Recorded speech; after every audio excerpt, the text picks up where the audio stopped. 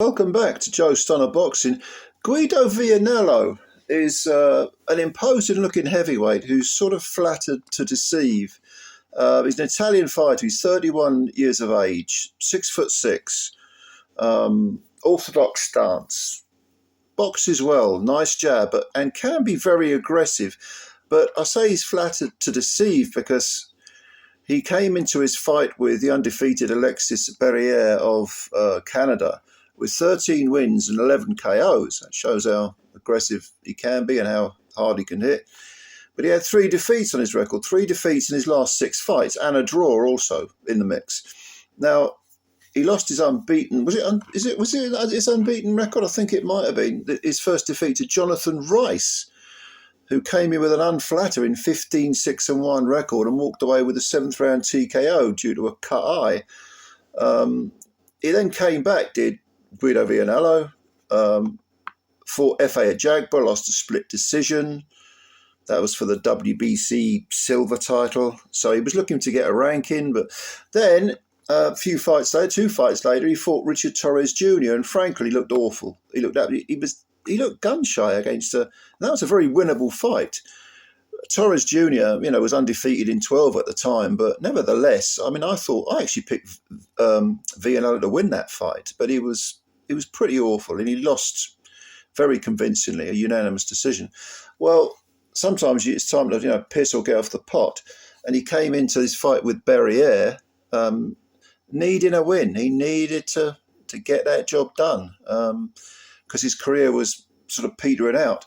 Well, Barriere came in with 12 wins, no draws, no defeats. And I think he'd had all but one of his fights in Canada. He's got 10 KOs in the 12 wins, which was, that's an impressive amount, of course. 6'4" southpaw from Canada, age 30. All right, time to step up because he hadn't faced anyone. And Vianello, probably Barriere and his team were thinking he's there for the taking. He's lost 3 of his last 6, no problem. Well, Guido Vianello came out aggressively, and he's got this urgency about him, which sometimes it can look like he's being too urgent. He's an orthodox fighter, but he likes to sort of jab and then throw the right hand, but sometimes he'll throw it from out of range and he'll sort of fall over the front foot. But there's an urgency, an urgent aggression, let's call it that, about him. And to be honest with you, first round I thought Vianello won it because he seemed to take Barriere by surprise a little bit. But by the second round, Barriere he looked like he'd settled down, looked like he was in his sort of his groove, in his rhythm, found his rhythm. And it looked like this was setting out to be a very, very good fight. And Barriere was able to sort of settle down, start to box from a southpaw stance, firing his backhand very nice, and it was finding a home against Vianello. But that's not to say Vianello wasn't still working quite hard, firing his own punches and doing some good work. It has to be said, though, that after, I think, 3 rounds, between rounds, Vianello looked like he was huffing and puffing a bit. You were thinking, is he using up too much energy by trying to find that knockout punch too soon in the fight? It's 10 round of this, by the way. Well, in the 4th round, we got the answer because Vianello, that nervous energy seemed to give him almost a second wind, and he landed a big right hand against Barriere, and suddenly Barriere was shaken and badly shaken, and he seemed to sort of fall back to the ropes. Vianello jumped all over him, firing punches like this was his last chance of anything, and eventually Barriere went on the floor. It wasn't really one punch, just this avalanche of punches that overwhelmed him, and he fell forward, and he was hurt. It was a heavy knockdown. He got up, and then Vianello jumped all over him and battered the crap out of him from pillar to post. He was on the adjacent ropes, and he was saved by the bell. I mean, the referee could easily have stepped in and stopped the fight there, or the towel could have come in. Was the minute going to be enough to rescue Barriere. Barriere looked out of it, but he did acknowledge that, you know, he wanted to carry on, okay. But it took a matter of, what, 10 seconds for Vianello to land another orthodox backhand. In fact, the forearm seemed to catch. The punch clipped Barriere and the forearm caught him on probably the temple, I think it was.